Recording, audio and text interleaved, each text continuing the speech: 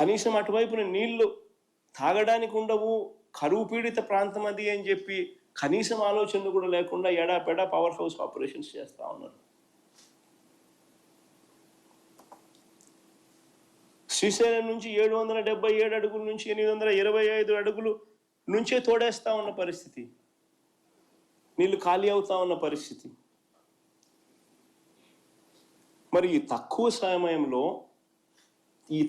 సమయంలోనే ఆల్రెడీ కట్టి ఉన్న ప్రాజెక్టులకు నీరు నింపలేని పరిస్థితిని సరిదిద్దే కార్యక్రమమే రాయలసీమ లిఫ్ట్.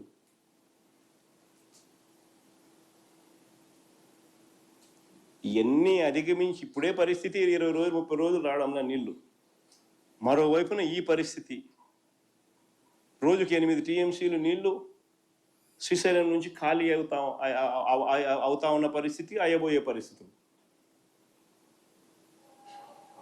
మరి 20-30 రోజుల లోపల ఏ రకంగా నీళ్లు రాయలసీమ ప్రాజెక్టులకు అందుతాయి?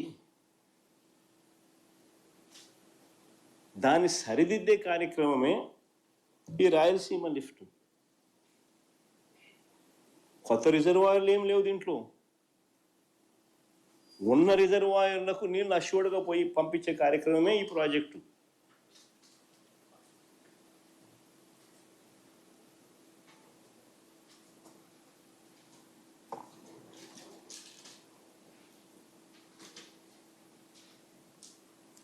అసలు వాస్తవం ఏంటంటే పాలకులుగా అటువైపు తెలంగాణ కానివ్వండి, ఇటువైపున ఆంధ్ర కానివ్వండి, అందరం ఒకటే భాష మాట్లాడతాం, అందరం అన్నదమ్ములము. Nobody is against the other. Telangana ప్రాంతంలో వాళ్లకు నష్టం చేయాలని జగన్ ఏ రోజు ఆలోచన చేయడు, తపన పడడు, తాపత్రయపడడు. అయితే మా ప్రాంతంలో ఉన్న మా వాళ్ళకు మాత్రం నష్టం జరగకుండా చూసుకునే కార్యక్రమం కూడా చేయడం మా ధర్మం. కొత్త రిజర్వాయర్లు ఏమి కట్టడంలా, ఉన్న రిజర్వాయర్లకే నీళ్లు ఖచ్చితంగా ఆ రిజర్వాయర్లకు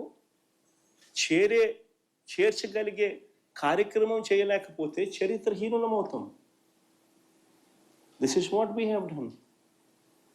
దీంట్లో ఒక ఎమోషనల్ డ్రామాస్ ప్లే చేసి భావోద్వేగాలను రెచ్చగొట్టి ఇరు ప్రాంతాల ప్రజలకు మధ్య గొడవలు క్రియేట్ చేసే కార్యక్రమము పాలకులుగా ఉన్న కొంతమంది చేస్తూ ఉన్నారు.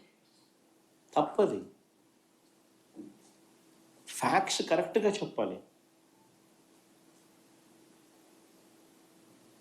కరెక్ట్గా చెప్పినప్పుడు ప్రజలైనా అర్థం చేసుకుంటారు. అందరం అన్నదమ్ములుగానే ఉన్నాం, అందరం అన్నదమ్ములుగానే కలిసిమెలిసి ఉన్నాం, కలిసిమెలిసి పెరిగినాం కూడా.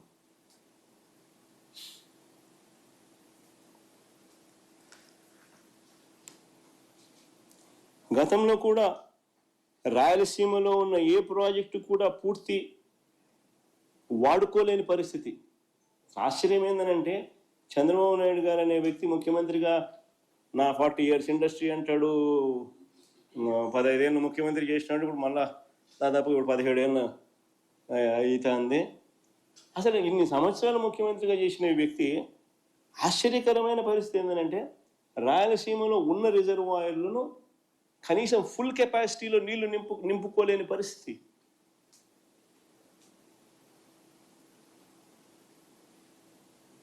ఆశ్చర్యంగా అనిపిస్తుంది ఈ విషయాలు. ఇదే పెద్దమంది చంద్రబాబు నాయుడు గారు ప్యాకేజీలు విడగొడతాడు, జీవో నెంబర్ 22, జీవో నెంబర్ 63 అని చెప్పి డబ్బులు ఎత్తే దానికోసం జీవోలు జారీ చేస్తాడు. రేట్లు పెంచేసి నామినేషన్ పద్ధతిలో దోచుకునే కార్యక్రమాలు చేస్తాడు, వర్కులు ఇచ్చి. పేరుకు రిజర్వాయర్లు ఉన్నాయి కానీ నీరు నింపలేని పరిస్థితి. అధికారంలోకి వచ్చిన తర్వాత ఒక్కొక్కటిగా దీన్ని సరిదిద్దుతూ వస్తూ ఉన్నాం. అధికారంలోకి వచ్చిన తర్వాతనే మొట్టమొదటిసారిగా దీన్ని సరిదిద్దే విధంగా అడుగులు పడ్డాయి. Telugu Ganga link canal 0 to 18 kilometers design discharge పంపించుకోలేని పరిస్థితి. 500 కోట్లు మేము ఖర్చు పెట్టి డిజైన్ డిశ్చార్జ్ మేరకు 15,000 క్యూసెక్లు దాంట్లో పంపించే విధంగా దాన్ని రిపేర్ చేసి ఆ 0 to 18 కిలోమీటర్స్ రిపేర్ చేసి తీసుకురాగలిగాం వాడుకలేకి. Telugu Ganga link canal.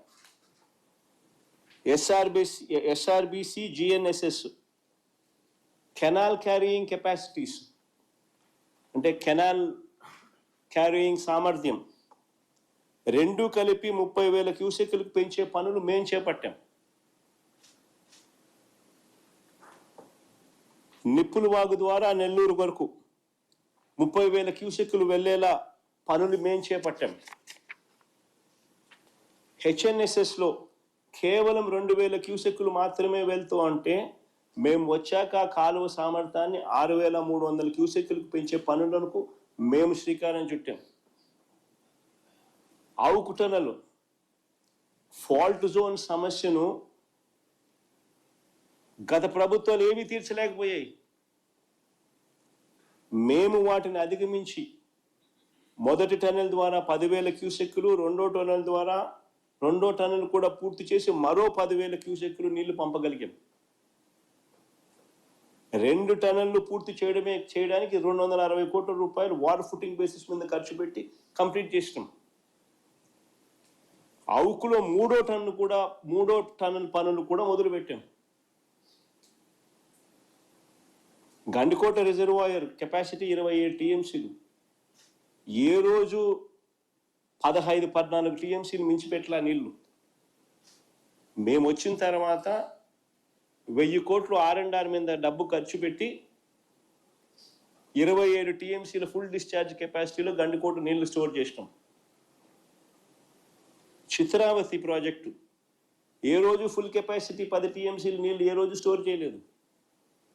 మేము వచ్చిన తర్వాత 280 కోట్లు ఖర్చు చేసి R&R పనులు పూర్తి చేసి 10 టీఎంసీల నీళ్లు మేము వచ్చిన తర్వాత పెట్టాం. బ్రహ్మం సాగర్ 17 టీఎంసీలు ఏ రోజు పెట్టలా. మేము వచ్చిన తర్వాత డయాఫ్రమ్ వాల్ కొత్తది వేసి లీకేజ్ సమస్యను పూర్తి చేసి 90 కోట్ల రూపాయలు ఖర్చు చేసి 17 టీఎంసీలు బ్రహ్మం సాగర్లో నీళ్లు నింపాం. మేము వచ్చిన తర్వాతనే వెలుగొండలో 2 టన్నులు పూర్తి చేసి 2 దశాబ్దాల కలను మేము వచ్చిన తర్వాత నెరవేర్చి జాతికి అంకితం చేశాం.